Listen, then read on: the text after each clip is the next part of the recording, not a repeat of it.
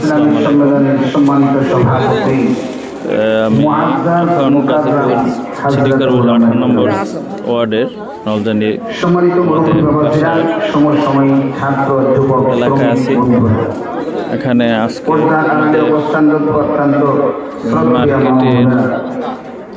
মার্কেটের মার্কেটের পাশে আর কি মাহফিল চলতেছে। মাহফিল উপলক্ষে এখানে অনেক মেলার মতো যখন বসছে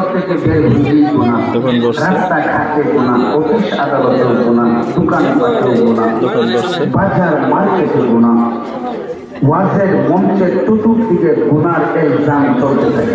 দোকান বসছে, দোকানে যেখানে গুনামুক্ত পরিবেশ পাওয়া যায়, দোকান বসছে, ইচ্ছায় অনিচ্ছায় নিজেদেরকে গুনার সময় স্পর্শ করিয়ে দেয়। মসজিদ ছিল গুনামুক্ত এলাকা, এখন দেখি মসজিদের ভিতরে গুনাহ সময় ভিতর থেকে বিভিন্ন ধরনের খাবারের দোকান, মুসলিমদের নামাজের দরের দোকান, তারপরে কাপড়ের দোকান, পশরা সাজানো কিছু কেন সমাজের সবচেয়ে বড় দুর্নীতিবাজ আর চাঁদাবাজদের হাতে ছিল সভাপতি আর সেক্রেটারির দায়িত্ব। সঙ্গত কারণেই ওলামায়ে কেরাম হক কথা বলতে পারে না, আওয়াজ দিয়ে বলুন কথা ঠিক না ঠিক। আল্লাহ তাআলা জালেমের আগ্রাসন থেকে মুক্ত করে জাতির শ্রেষ্ঠ সন্তান হযরতে ওলামায়ে কেরামের চেহারার দিকে তাকিয়ে কোরআন ও হাদিসের বিশুদ্ধ আলোচনাগুলি শ্রবণ করার সুযোগ দান করলেন যেই মহান বিধাতা, তার বিশাল মহিয়ান গরিয়ান প্রভুত্বের দরবারে শুকরিয়া আদায় করি।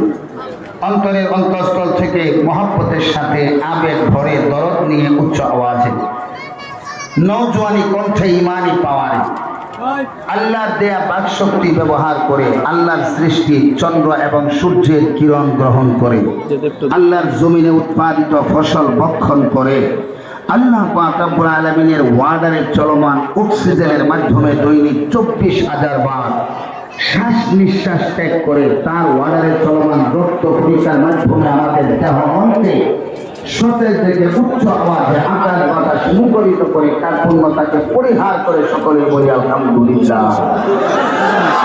আর একটু আওয়াজ দিয়ে বলি আলহামদুলিল্লাহ। সম্মানিত সুধী, আমি আলোচনা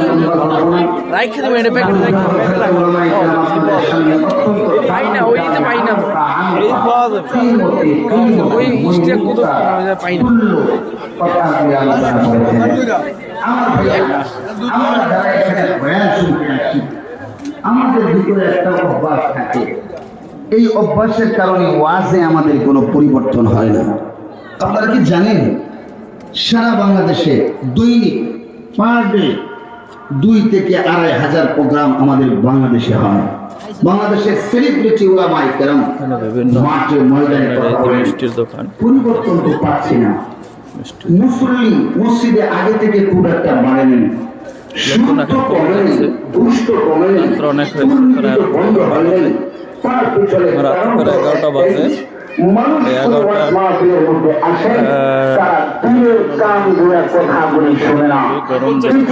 মানুষ আছে এখানে, দেখি আমার দলের বিরুদ্ধে কোনো কথা হয় কিনা আমি সেটা আগে রেকর্ড করে নিব, দেখি আমার বংশের বিরুদ্ধে কথা হয় কিনা, দেখি আমার পীরের বিরুদ্ধে কোনো কথা বলে কিনা। এই দর্শন গোষ্ঠী একটা আছে যারা এই যে জীবন ভর বয়ান শুনতেছে, বসে না, বসার চিন্তাও করে না। 1000 বছর যদি এরা ঘুষের বয়ান শুনে, 1000 বছর যদি বেনামাজির বয়ান শুনে, 1000 বছর যদি সুদের বয়ান শুনে, কেমন করা সম্ভব? শীতের পিঠা সম্ভব না। শীতের পিঠা, কারণ কথাগুলি তাদের দিন দিয়ে শোনে না। আওয়াজটা বলুন কথা ঠিক না ঠিক? শীতের পিঠা কথা সিদ্দিক আকবর শুনেছে, এখানে একই নবীজির কথা দোকান দেখা যাচ্ছে, আবু জাহেল শুনেছে দোকান। সিদ্দিক আকবর তিলের কান দিয়ে কথাগুলি শোনার কারণে জান্নাতের প্রথম মানুষ হয়ে গেছে। আবু জাহেল হিংসাবশত বিশ্বনবীর কথাগুলি না শোনার কারণে মাহফিল উপলক্ষে অনেক সুন্দর সুন্দর জিনিস, একই জবান পণ্যদ্রব্য সুতরাং বিক্রি এই হচ্ছে। মঞ্চটা সাধারণ মানুষের মঞ্চ নয়। করে দোকান, এইখানে যারা কথা বলেছেন, যারা এখানে বসে কথা বলেছেন, তারা হযরতে উলামায়ে কেরাম শুধুমাত্র নয়, সর্বপ্রথম এই মঞ্চে কথা বলেছেন হযরতে আদম আলাইহিস সালাম, এই মঞ্চে কথা বলেছেন হযরতে শীশ আলাইহিস সালাম, তার উম্মতের মতোই আপনারা শুনতেছিলেন। তারপরে কথা বলেছেন ইব্রাহিম আলাইহিস সালাম, তারপরে কথা বলেছেন ইসমাঈল আলাইহিস সালাম। এই হয়তো মঞ্চে কথা মাহফিল বলেছেন ঈসা আলাইহিস আরো কতক্ষণ চলবে, এরপরে বন্ধ হয়ে যাবে। আজকের এই যে মেলার মাহফিল যে মেলা, সেটা আস্তে আস্তে কমে আসছে, রাতও তো বাড়ছে, তাদের কমে আসছে।